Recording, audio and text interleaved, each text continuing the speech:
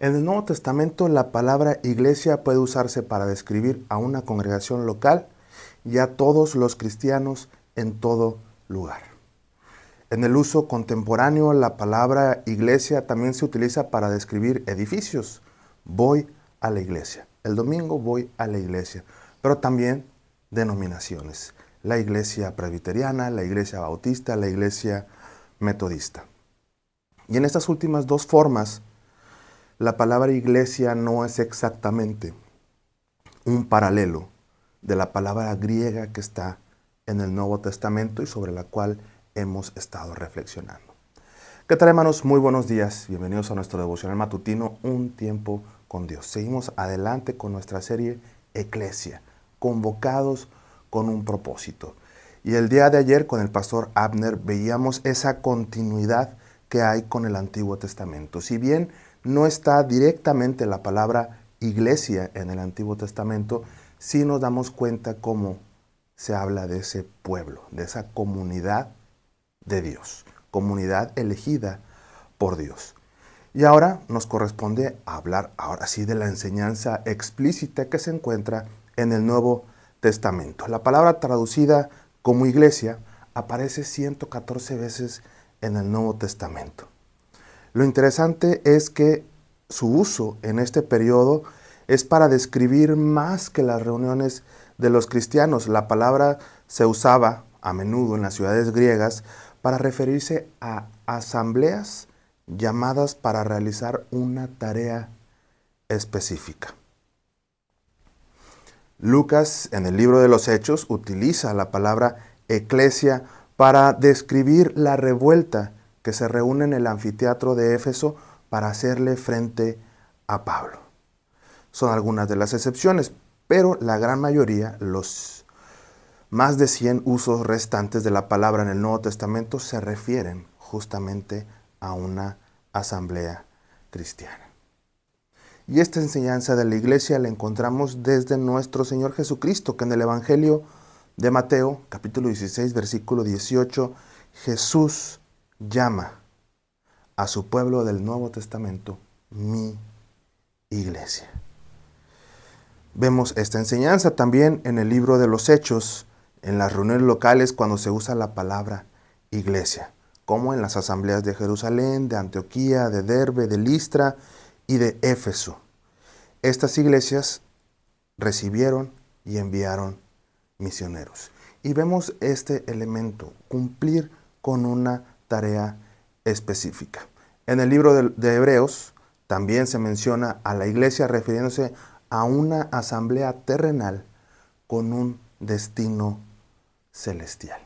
Podemos ver el uso de la palabra iglesia se refiere a ese grupo de personas convocados por Dios para llevar a cabo una tarea específica. Van hacia un lugar, hacia una meta, y en el libro de Hebreos vemos este destino celestial que habrá de tener.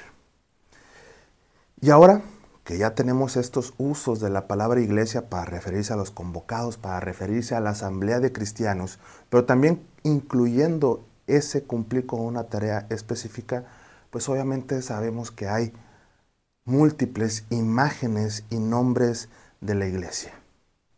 Hay muchas imágenes dentro del Nuevo Testamento que se usan para conocer a la iglesia y su naturaleza. ¿Cuál es esta tarea a la cual están llamados? Una imagen no es suficiente para describir todas las funciones que debe llevar a cabo la iglesia. Y seguramente podemos recordar muchas, en algunas ocasiones hemos estudiado sobre estas imágenes que se da para la iglesia, pues lo conocemos, el cuerpo de Cristo, la iglesia de Cristo, baluarte de la verdad, luz del mundo, sal de la tierra, y encontramos estas diferentes imágenes. Pero en esta mañana, hermanos, quiero compartir con ustedes 4 de ellas. Primero, la iglesia como pueblo de Dios. Ya habíamos hablado del pueblo de Dios el día de ayer con el pastor Abner, pero esta imagen de pueblo de Dios también está presente en el Nuevo Testamento. Y el apóstol Pedro nos dice, ustedes son nación santa, pueblo adquirido por Dios para anunciar las virtudes de aquel. Vemos justamente esto, cómo somos ese pueblo de Dios.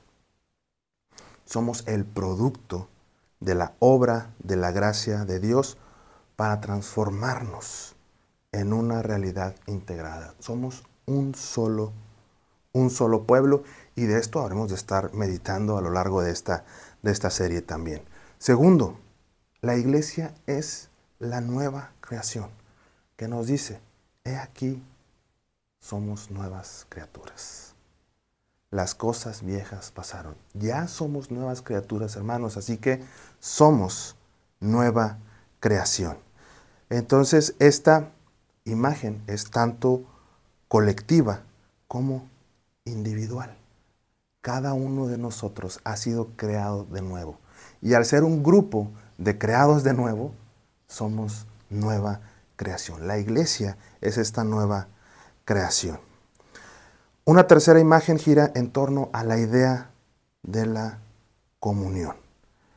Y Pablo, muchas de sus cartas las inicia a la iglesia de Dios que está en Corinto, a los santificados en Cristo Jesús, llamados a ser santos, con todos los que en cualquier lugar invocan el nombre de nuestro Señor Jesucristo, Señor de ellos y nuestro.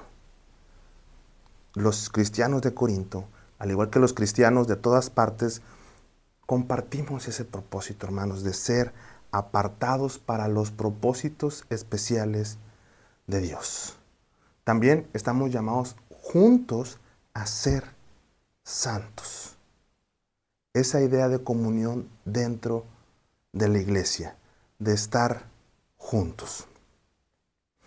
Y la última, y quizás más conocida imagen para caracterizar a la iglesia, es el cuerpo de Cristo. Pablo dijo, siendo uno solo el pan, nosotros, con ser mucho, somos un cuerpo, pues todos participamos de aquel mismo pan. Somos el cuerpo de Cristo. Y esta imagen que nos da el apóstol Pablo, podremos preguntar, ¿se la inventó Pablo? Pero no. Si nos damos cuenta, esta imagen le fue otorgada en su conversión. Cuando Cristo le pregunta, Saulo, Saulo, ¿por qué me persigues?